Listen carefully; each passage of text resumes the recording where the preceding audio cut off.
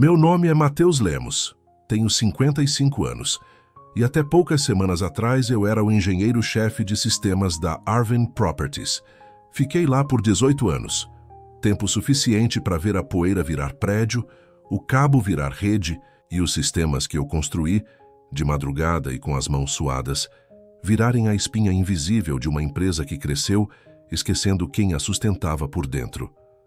A demissão veio numa terça cinzenta, dessas que o céu parece já saber o que vai acontecer. Sentei diante de Elias Mantovani, o novo diretor de tecnologia. 42 anos, MBA caro, óculos de grife e uma pressa que não combinava com o chão que eu pisava. Ao lado dele, Amanda, recursos humanos, escorregava uma pasta pela mesa como quem entrega um atestado de esquecimento. 2 meses de salário, férias vencidas e agradecemos muito por tudo. O resto veio com o olhar. Elias sorriu pequeno. Nada pessoal, só corte de custos. Por esse valor, consigo contratar 3 engenheiros júnior. Aquilo nem era mais uma frase. Era uma lógica programada em quem acredita que talento é substituível como peça. Balancei a cabeça, disse obrigado e fiquei em silêncio. Ele esperava algo, talvez um protesto, talvez que eu me levantasse indignado e dissesse: vocês vão se arrepender. Mas não. Eu só me levantei. O que ele não entendeu, o que nunca entenderia, é que eu não estava calmo. Eu estava acabado. Há uma diferença. E às vezes é na exaustão que mora a dignidade. Peguei minha caixa de papelão com o cuidado de quem recolhe fragmentos do que um dia foi um altar.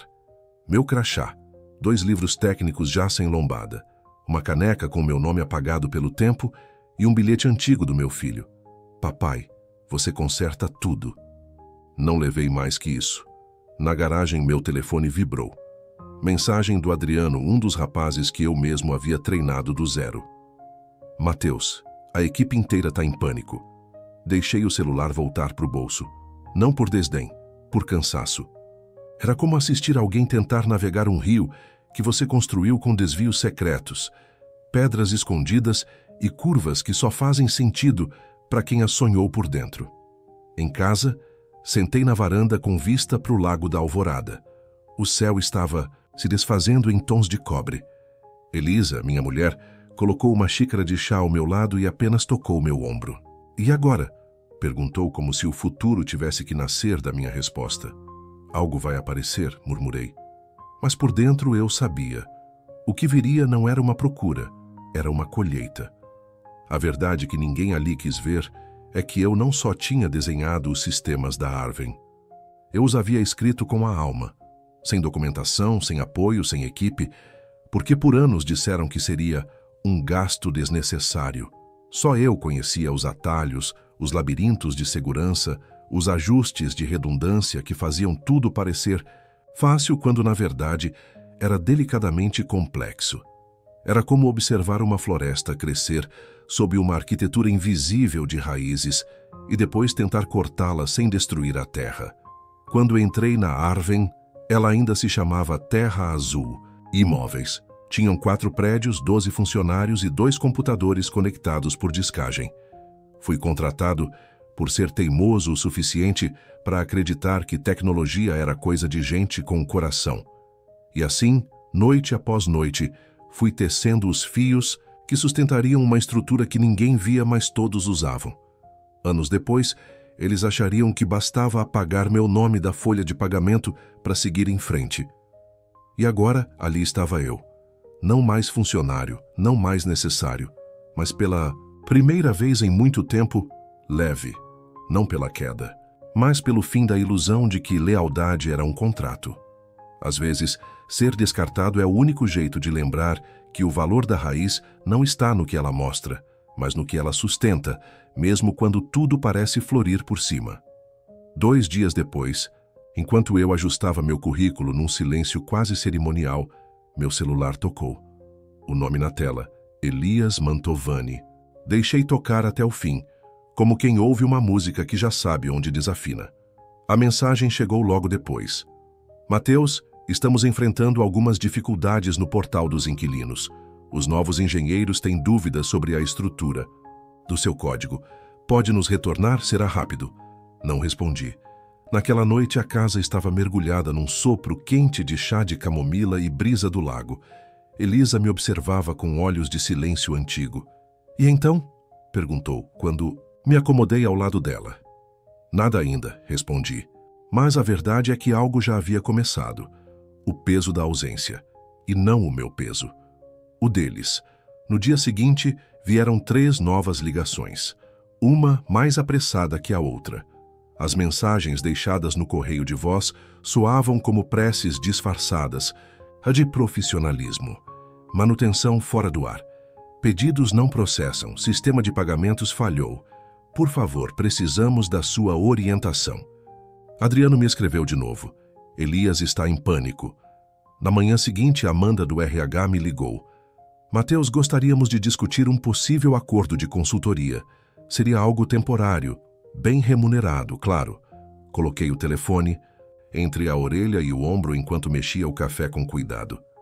Quanto é bem remunerado? Perguntei sem ironia. 300 por hora, mínimo de 4 horas. Suspirei devagar. Vou pensar e retorno. Desliguei. No fundo, eles estavam descobrindo o que significa cortar uma raiz, achando que ela era só um galho. E raízes, quando arrancadas, deixam a terra exposta. Os dias seguintes foram um crescendo de chamadas. Elias, Amanda. Até mesmo João Barreto, o filho do antigo dono, que ainda mantinha um assento no conselho. O sistema continuava falhando, e cada falha parecia uma ferida que se abria onde antes havia estabilidade invisível. Mas não era vingança o que eu sentia. Era só confirmação. Quando o e-mail de Arthur Delmont, diretor de tecnologia da Nova Esfera, chegou, a respiração mudou. A Nova Esfera era menor, sim, mas estava crescendo e precisava justamente do que eu sabia fazer, construir estruturas que resistissem ao tempo. Mateus, sempre admiramos sua trajetória. Estamos reformulando nossa plataforma e gostaríamos de conversar, respondi. Marcamos café para o dia seguinte. Naquela noite a campainha tocou. Elias na minha porta. Terno amassado, óculos tortos. Pela primeira vez sem o verniz. Me desculpe aparecer assim, mas é uma emergência. Tudo está fora do ar. A equipe não sabe o que fazer. O conselho autorizou uma oferta. 500 por hora, o que for preciso. Fiquei em silêncio por um momento. Ele parecia menor, não de altura, de convicção. Pensei nos papéis guardados, na garagem. 18 anos resumidos em papelão. Pensei na frase dita com naturalidade. Nada pessoal. Pensei nas negativas a cada proposta de equipe de documentação. Lamento, respondi com suavidade. Tenho um encontro amanhã. Algo vai aparecer. Fechei a porta devagar. Sem raiva, sem pressa. Apenas o som de uma decisão que já havia sido tomada por mim, por eles, pelo próprio tempo. Pela primeira vez desde minha saída, senti paz. Não vitória, paz. A diferença é sutil, mas absoluta.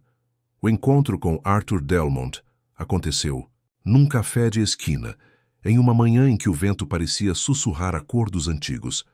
Ele chegou pontual, olhos atentos, postura serena de quem já sabe o que quer, mas ainda respeita o tempo da escuta.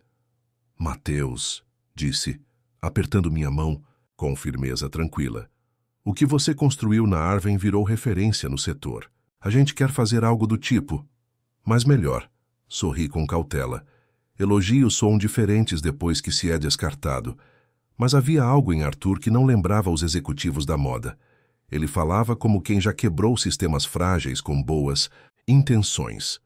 Estamos prontos para construir com tempo, com base, com arquitetura pensada. Queremos você como arquiteto-chefe. Ofereceu benefícios, participação societária e um salário 20% maior do que eu recebia antes. Hesitei. Não por dúvida, mas por respeito. Por que eu? Perguntei. Ele riu. Tentamos fazer barato. Jovens brilhantes, soluções prontas. Nos primeiros 100 usuários simultâneos, tudo caiu. Aprendemos. Não precisamos do mais barato. Precisamos do que funciona. Aceitei o convite com um aceno leve. Como quem planta de novo. Não por vingança, mas por vocação. Naquela mesma tarde, Enquanto Elisa picava ervas frescas na cozinha, recebi outra ligação. Elias de novo. Mateus, precisamos de você. Agora é sério. Perdemos acesso aos registros de pagamento dos últimos 3 meses. Os clientes estão reclamando de cobranças erradas. O time de consultoria disse que só com sua ajuda dá para entender a base de dados. Respirei fundo. Olhei o reflexo do céu no vidro da janela. Estou empregado, Elias. Contrato exclusivo, não posso ajudar. O silêncio do outro lado foi curto. Dobramos o valor, por apenas 2 dias. Hesitei.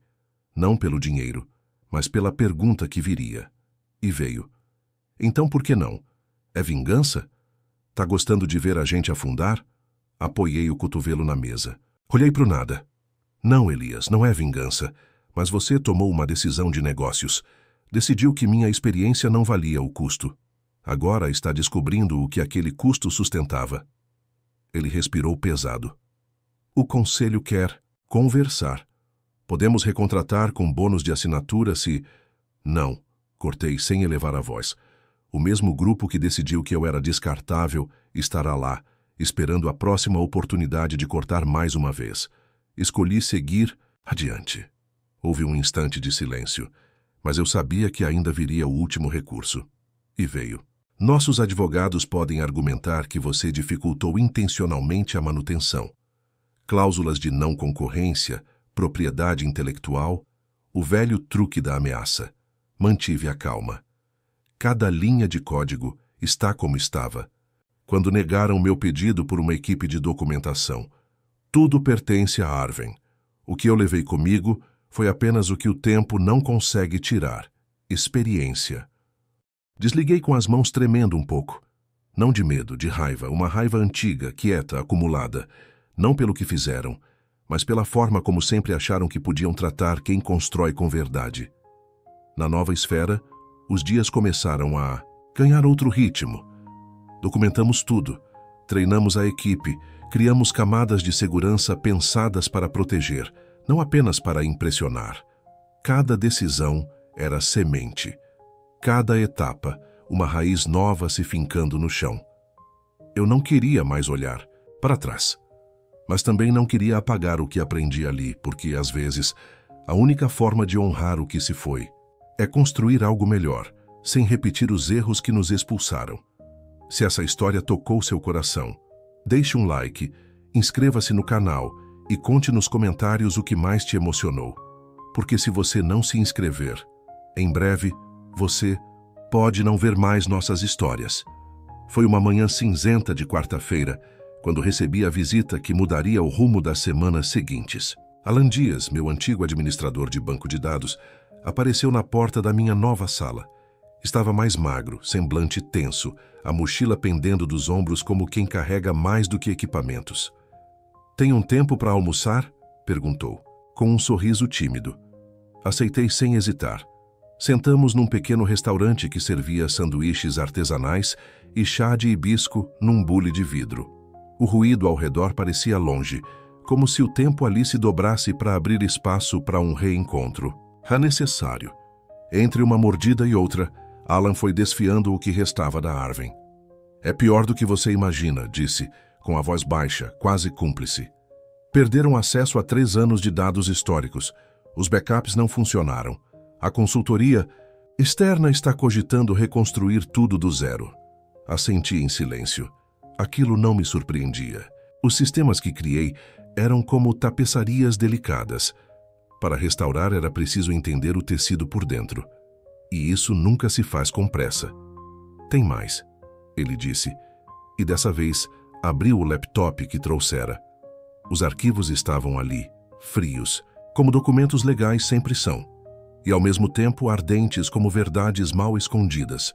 Trocas de e-mails entre Elias e o conselho, datadas de meses antes da minha demissão. Planos de substituição, projeções financeiras, frases curtas e definitivas. Mateus tornou-se um ponto de dependência técnica. Precisamos cortar e migrar para soluções padronizadas. Ali estava, preto no branco. Eu era o problema. Porque sabia demais. Olhei para Alan. "E por que está me mostrando isso agora?" Ele fechou o computador devagar, como quem encerra um ritual. Porque eu pedi demissão ontem. E não fui o único. Metade da equipe de TI foi embora. E a consultoria estima pelo menos 6 meses até recuperar a funcionalidade completa. Hesitou. E porque a West Valley, principal cliente deles, está prestes a sair. Não confiam mais no sistema. Westval. 30% da receita anual da Arven. Um contrato robusto, cheio de cláusulas, mas movido à confiança. Sem eles, a empresa balançaria, e eu sabia, não por desejo, mas por memória, porque eu mesmo havia ajudado a desenhar aquele contrato. E você? Vai para onde agora? Perguntei. Alan sorriu. Na verdade, estava esperando para saber se a nova esfera precisa de um administrador de banco de dados. Rimos, não de escárnio, de alívio, de reencontro. Mais tarde conversei com Arthur, que aprovou imediatamente. Estávamos montando um time, devagar, com raízes. Naquela noite, mais uma ligação. Elias, outra vez. Mas agora a voz era outra.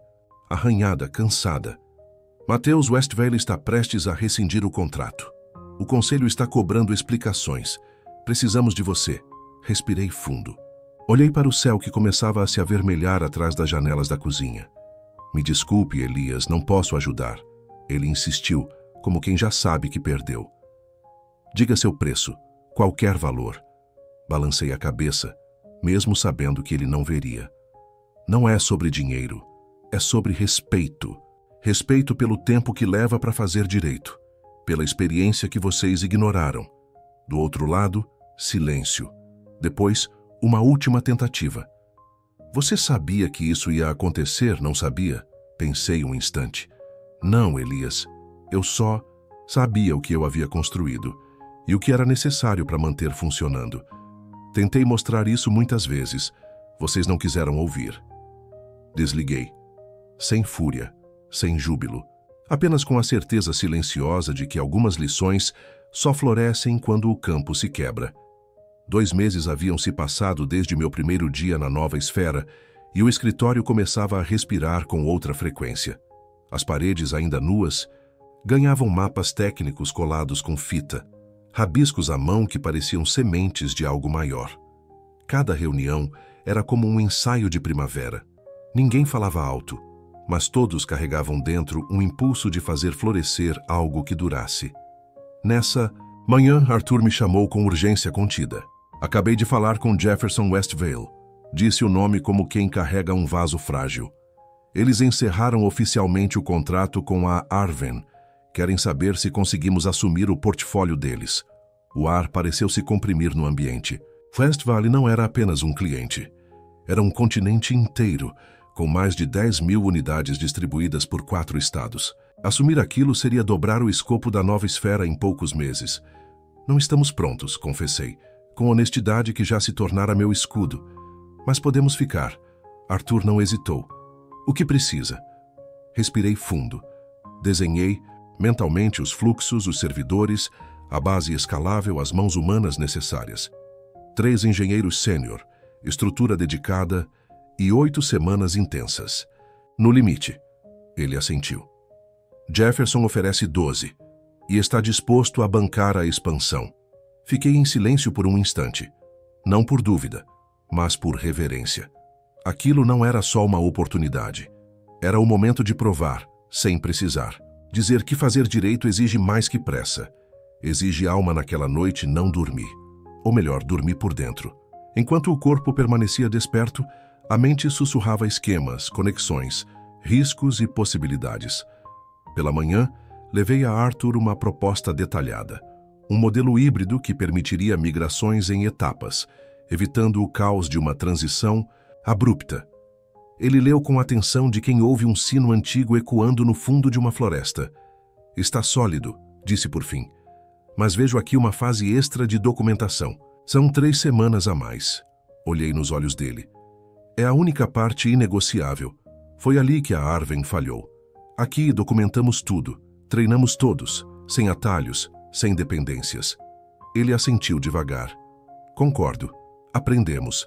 As semanas seguintes se desenrolaram como uma partitura bem escrita. Contratamos mais 5 engenheiros entre eles 2 que haviam deixado a Arven por não suportar o caos. Alan desenvolveu uma ferramenta de migração que traduziu a base de dados antiga em algo novo, mais leve, mais limpo. Cada dia era um passo, e cada passo, um gesto de reparo, como quem varre o templo antes de acender o incenso. No meio desse caminho, recebi um e-mail inesperado. João Barreto, o filho do antigo dono. Mateus, queria me desculpar. A decisão de te desligar foi baseada em informações equivocadas. Elias foi afastado. Estamos com dificuldades. Westvale saindo será um golpe duro. Se algum dia quiser voltar, as portas estarão abertas. Li o e-mail com a serenidade de quem observa uma onda quebrar de longe. Não respondi, não por desprezo, mas porque havia algo em mim que já tinha seguido em frente. Às vezes, o silêncio é a única forma de dizer: eu entendi, mas não volto. 10 semanas depois, o sistema estava pronto para o primeiro voo. Começamos com 2.000 unidades de uma região menor. E naquele dia, pela primeira vez em muito tempo, senti uma vibração que não era apenas técnica, era espiritual. Como se todo o conhecimento acumulado, as dores caladas, os anos ignorados, estivessem finalmente sendo transmutados em algo que servia, que acolhia, que ficaria. O primeiro ciclo de migração com a Westvale foi concluído numa terça-feira silenciosa. Nenhuma pane, nenhum alarme, nenhum pedido de urgência.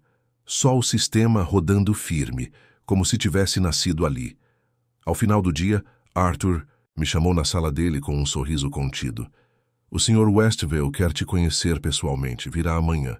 No dia seguinte, entre uma xícara de café e folhas de alinhamento, Jefferson Westvale entrou com passos curtos e olhar atento. Estendeu a mão. Então você é o arquiteto do que está nos salvando. Sorri com simplicidade. Apenas alguém que aprendeu do jeito difícil o que significa fazer algo que dure. Ele assentiu. E ouvi dizer que você veio da Arven. Confirmei com a cabeça, sem me demorar na lembrança. Ele continuou. Eles estão tentando vender, mas com a perda do nosso contrato e os sistemas ainda instáveis, não há interessados. Pausa breve. Exceto um. Sabia o que viria. Arthur, calado até então, completou. Estamos considerando fazer uma oferta, bem abaixo do que valiam antes.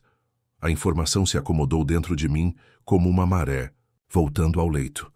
Devagar, com exatidão. E se comprarmos, Jefferson disse, queremos alguém que conheça as 2 estruturas, alguém que possa liderar a integração. Olhei nos olhos dos 2. Estão me perguntando se eu aceitaria voltar? Arthur respondeu antes. Só se quiser e com uma condição, que tudo seja feito como tem sido feito aqui. Certo desde o início. Respirei fundo. O eco do passado sussurrava no fundo da memória. Corredores, servidores, nomes. Mas não havia amargura. Havia apenas a consciência clara do que era certo. Aceito, disse por fim. Mas com uma exigência, treinamento, documentação, estrutura. Nenhuma pressa, nenhum corte invisível. Arthur sorriu. É assim que estamos fazendo, aprendemos. Quando deixei a sala, senti algo novo. Não poder, não triunfo, mas o tipo raro de maturidade que só vem quando a alma já deixou de precisar provar qualquer coisa. Eu não voltaria a Arven. Eu a guiaria à sua próxima forma. E dessa vez, com raízes verdadeiras. 6 meses depois, a aquisição se concretizou. A sede, que um dia fora meu domínio, se chamava agora Esfera Integrada. A nova placa brilhava discreta sob a luz de outono. Os corredores cheiravam a tinta fresca e passado. Cruzamos os departamentos, antigos eu e Arthur, cumprimentando funcionários que haviam ficado. Alguns desviavam o olhar. Outros sorriam aliviados.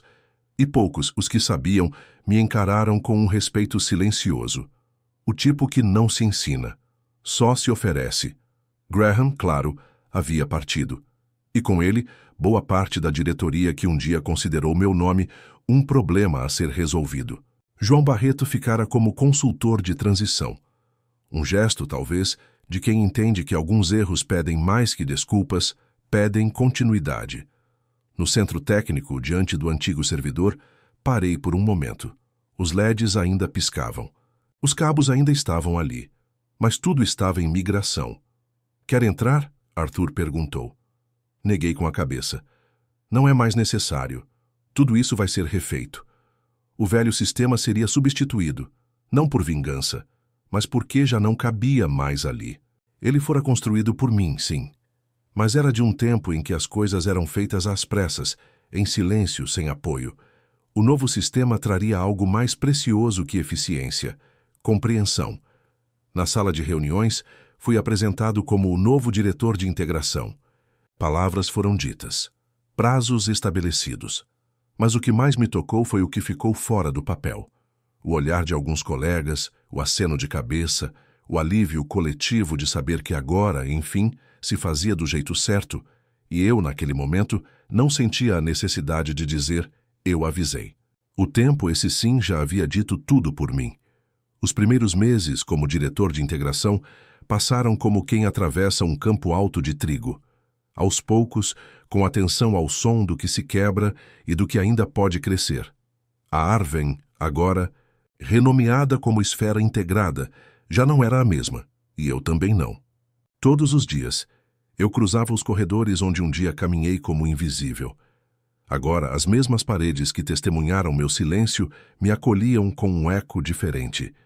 Não de reverência, mas de escuta, como se, enfim, a presença importasse mais do que a aparência.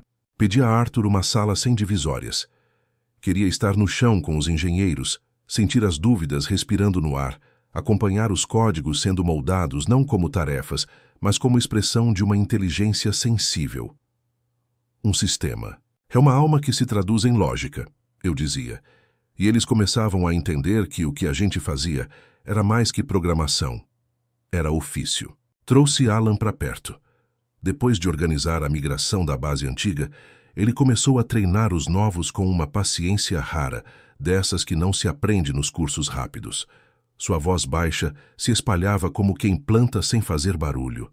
Cada dado que entrava no novo sistema era acompanhado de documentação, versão, propósito. Uma manhã, Elisa veio me buscar no trabalho com um termo de responsabilidade que eu havia esquecido de assinar. Entrou devagar na sala, observou tudo com olhos de quem conhece o que fui por dentro. Você está diferente, disse, depois de me observar em silêncio. Mais inteiro, sorri. Não era elogio, era constatação. Nessa tarde pedi uma reunião com Arthur. Sentei diante dele com um caderno cheio de anotações e disse sem rodeios: quero fundar uma divisão de educação técnica, formar engenheiros não só para o mercado, mas para a cultura de responsabilidade. Treinar como se estivéssemos passando adiante algo sagrado. Ele me olhou por um instante longo. Depois assentiu. Essa é a proposta que eu esperava ouvir. Não pedi título. Não pedi aumento. Só autonomia. Liberdade para contratar quem entende que conhecimento não é escudo. É chão. Arthur entendeu. O conselho aprovou. Nos meses seguintes, entre migrações e ajustes, comecei a estruturar o novo núcleo. Chamei gente que um dia foi calada por pressa. Gente que aprendeu sozinha, tropeçando em sistemas mal feitos. Gente que viu na dor uma didática. E juntos fomos desenhando não apenas cursos, mas experiências. Rituais de aprendizado. A cada aula insistíamos. Entender é mais importante do que decorar. Escutar o sistema é tão vital quanto codificá-lo. E nunca, nunca, deixar algo sem que alguém saiba como continuar. Uma manhã, enquanto preparava um material sobre redundância e documentação, recebi um e-mail de João Barreto. Meu pai perguntou de você. Haroldo Barreto, o fundador. Está aposentado na Serra, mas acompanha tudo. Ficou feliz em saber que você voltou de certa forma. Havia algo nesse gesto que me fez parar. Haroldo sempre dissera, antes de partir, a pior decisão que essa empresa poderia tomar é deixar você ir, e ali estava eu. Não voltando como um funcionário, mas como alguém que silenciosamente tinha refeito os alicerces. Na volta para casa, pela estrada à beira do lago, observei as folhas vermelhas que dançavam como cartas do tempo. Pensei no que realmente fica, e percebi, com um nó sereno na garganta, que o que a gente constrói com verdade sempre encontra um caminho para voltar, mesmo que por outra porta. Com o tempo, a divisão de educação que idealizei deixou de ser apenas uma iniciativa. Virou uma espécie de santuário técnico, onde jovens engenheiros chegavam inseguros e saíam com o tipo de certeza que não vem do orgulho, mas da prática. Cada turma era uma nova chance de ensinar, o que eu mesmo nunca tivera tempo de aprender formalmente. Que todo sistema é, antes de tudo, uma intenção. A sala onde aconteciam os encontros foi batizada informalmente de Átrio, nome dado por uma aluna que dizia que ali ela sentia o coração da empresa pulsar de outro jeito. Ficamos com o nome. E ali no Átrio não ensinávamos apenas estruturas e funções. Falávamos de legado, de cuidado, de documentação como gesto ético, de testes como oração do código, de que o simples é muitas vezes o mais profundo. Ellen passou a dar as aulas de banco de dados avançado. Lia logs como quem lê cartas antigas. Murmurava sobre segurança com o mesmo tom de quem fala de confiança. Um dia, depois de uma aula, um rapaz recém-contratado se aproximou de mim. "Senhor Mateus", disse com respeito verdadeiro, "é verdade que você criou sozinho o sistema antigo da Arven, sem nenhuma equipe de documentação?" Confirmei com um gesto. "E não sente raiva por tudo que fizeram depois?" Hesitei. O ressentimento é um lugar confortável, mas não é fértil. Preferi plantar outra coisa, isso ficou. Ele anotou, não no caderno, no rosto, e isso me bastou. Numa manhã de quinta-feira, Arthur entrou na minha sala com um jornal dobrado. Na manchete, a notícia: Grupo financeiro encerra a negociação de venda da antiga Arven, após queda drástica no valor de mercado. A reportagem falava em falhas técnicas, perda de dados, insatisfação de clientes e recuos de investidores. Doía ler mesmo à distância. Não por nostalgia, mas porque saber que algo que você construiu está sendo demolido sem entendimento. É como ver alguém destruir uma ponte sem saber nadar. Olhei para Arthur. "Já imaginávamos", ele disse. "Por isso fizemos do nosso jeito." E eu sabia, tínhamos aprendido. E isso era o que importava. 6 meses depois da aquisição, a integração foi oficialmente concluída. Todos os sistemas antigos haviam sido migrados, com testes, redundância, estrutura modular e documentação completa. Nenhum erro crítico, nenhum retrabalho, nenhuma falha que comprometesse a confiança. A esfera integrada tornara-se a maior empresa de gestão imobiliária do Nordeste, e ninguém falava disso com arrogância. Era só um dado. O real impacto estava no que não aparecia, na tranquilidade das equipes, na previsibilidade dos sistemas, no orgulho silencioso de quem sabe que, dessa vez, tudo foi feito como deveria. Nesse período, recebi uma mensagem de João Barreto. Queria me encontrar para agradecer. Nos sentamos num banco de pedra no jardim externo da sede. Folhas amarelas caíam sobre o gramado, como se o tempo tivesse vindo também ouvir. "Meu pai ficou emocionado ao saber do que você construiu aqui", disse ele. "Sempre disse que valor não se mede em custo, mas em ausência." Ficamos ali por minutos sem dizer nada. O silêncio entre dois homens que, de formas diferentes, viram a mesma empresa nascer, cair e renascer. Não houve perdão, nem precisava. Houve compreensão. Naquele mesmo dia, ao voltar para casa, encontrei Elisa lendo na varanda. O céu estava limpo, e a superfície do lago refletia tons que só aparecem quando o dia se despede devagar. Sentei ao lado dela. Ela fechou o livro e apenas perguntou. "E agora?" Respondi com o peito leve. "Agora a gente ensina. Tudo o que antes só era intuição." Porque era isso. Eu não precisava mais construir para provar. Agora, eu construía para compartilhar. E isso, de todas as coisas, era o que mais durava. A divisão técnica de educação ganhou vida própria. Os corredores que antes ecoavam apenas metas, agora acolhiam conversas sobre propósito, sobre legado, sobre o que significa realmente entender o sistema. Os mais jovens começaram a me chamar de mestre, não por formalidade, mas por uma espécie de reverência espontânea que eu nunca pedi, mas aprendi a receber com humildade. Me tornei o que jamais planejei ser, um guardião da simplicidade, não a que ignora a complexidade, mas a que a compreende tanto a ponto de transformá-la em clareza. Num fim de tarde qualquer, recebi uma visita inesperada. Helen apareceu na minha sala segurando uma pequena caixa de madeira. É um presente coletivo, disse. Abri com cuidado. Dentro, uma réplica em miniatura do servidor original da Arven, feito em madeira, com fios de cobre e pequenas luzes que realmente piscavam. Junto um bilhete, a arquitetura que salvou mais que sistemas. Fiquei em silêncio. Não havia o que dizer. Aquele gesto era mais do que homenagem. Era devolução. E ali entendi algo que por muito tempo eu apenas intuía. Às vezes, o que a gente constrói com paciência e silêncio volta como cuidado. Não pela mão de quem mandava, mas pela memória de quem aprendeu. Algumas semanas depois, fui chamado a uma reunião com o conselho. Não era algo comum. Arthur me olhou antes de entrarmos e disse apenas: "É importante." Quando cheguei, Jefferson Westvale já estava lá, junto a outros nomes que acompanhei de longe durante a transição. A pauta: expansão nacional. Queriam que eu liderasse a arquitetura do sistema que daria suporte a essa nova etapa. Mas havia: "Mas também queremos", disse Jefferson, "que o núcleo de educação técnica se torne uma fundação, algo que vá além da esfera integrada, que forme profissionais para o setor todo, algo que carregue seu nome." Fiquei em silêncio por longos segundos, não por vaidade, mas porque dentro de mim uma parte antiga se curava. "Não precisa ter meu nome", respondi. "Basta que tenha o compromisso. O resto o tempo resolve."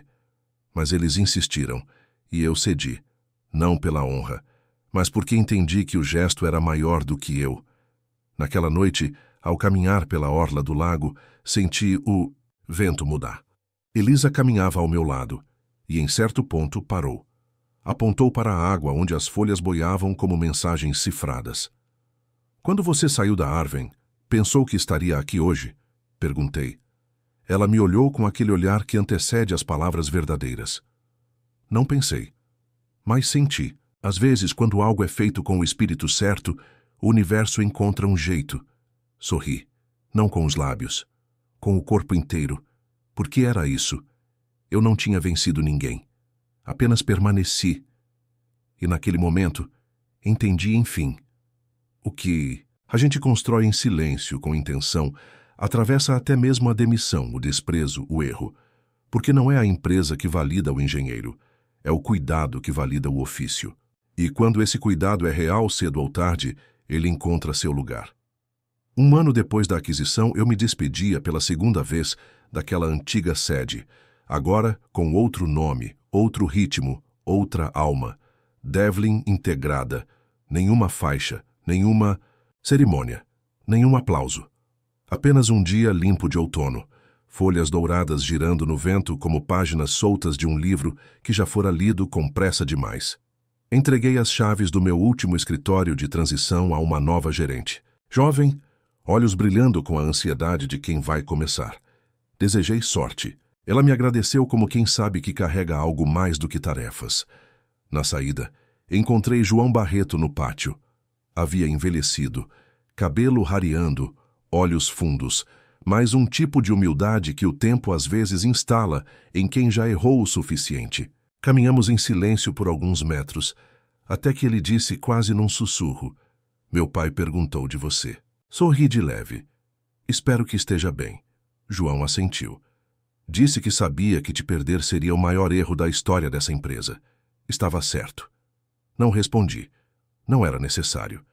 Às vezes, o arrependimento já é um pedido de desculpa. Completo. Caminhamos mais um pouco. "E você, João?" perguntei. "O que aprendeu com tudo isso?" Ele parou. Respirou fundo. "Que valor nem sempre aparece nos relatórios. Às vezes só se entende quando falta." Nos despedimos com um aperto de mão discreto. O tipo de gesto que sela não reabre. E voltei a dirigir pela estrada do lago, onde o vento parecia mais maduro. Como se o mundo lá fora também tivesse envelhecido junto comigo. Não de cansaço, mas de consciência. Nos meses seguintes, me dediquei exclusivamente à fundação. A cada turma contava fragmentos da minha história. Não como aviso, mas como partilha. Os alunos escutavam em silêncio. Muitos anotavam. Outros apenas olhavam, fixamente, como quem reconhece em outro aquilo que ainda não consegue nomear em si. Criei um módulo inteiro sobre documentação, outro sobre falhas históricas, um terceiro sobre ética na arquitetura de sistemas. Mas o mais importante era, sempre o último, o silêncio como ferramenta de criação. Ali, sem slides, sem terminal de comando, eu ensinava que todo bom sistema começa com escuta. Escutar a necessidade, escutar o outro, escutar o que não está dito. Em uma aula final, um estudante me perguntou: Mateus, se pudesse voltar e mudar algo, o que faria diferente? Pensei por alguns instantes. Teria documentado mesmo sem permissão, não por medo do futuro, mas por respeito ao próximo. Sistemas são continuidades. A gente só passa por eles. Ele anotou devagar. E eu entendi que aquela frase seguiria mais longe do que eu jamais poderia. No fim de cada ciclo, caminhava até o lago, onde tudo sempre começava e terminava. Levava comigo uma xícara de chá, um caderno e um tempo. Às vezes escrevia, às vezes só ouvia o som da água contra as pedras. Numa dessas tardes, Elisa me encontrou ali. Sentou ao meu lado sem perguntar nada. Ficou olhando para o horizonte, como quem assiste uma música. Depois de um tempo, me ofereceu um bilhete pequeno, dobrado em 4. Você não foi esquecido, dizia. O que você fez está vivo em cada sistema que não quebra, em cada jovem que agora constrói sabendo por quê, em cada silêncio que virou ponte. Li. Dobrei de novo, guardei no bolso. E pela primeira vez, entendi com clareza, às vezes, a melhor resposta ao desprezo é construir algo que dure mais do que quem desprezou, e depois seguir em paz.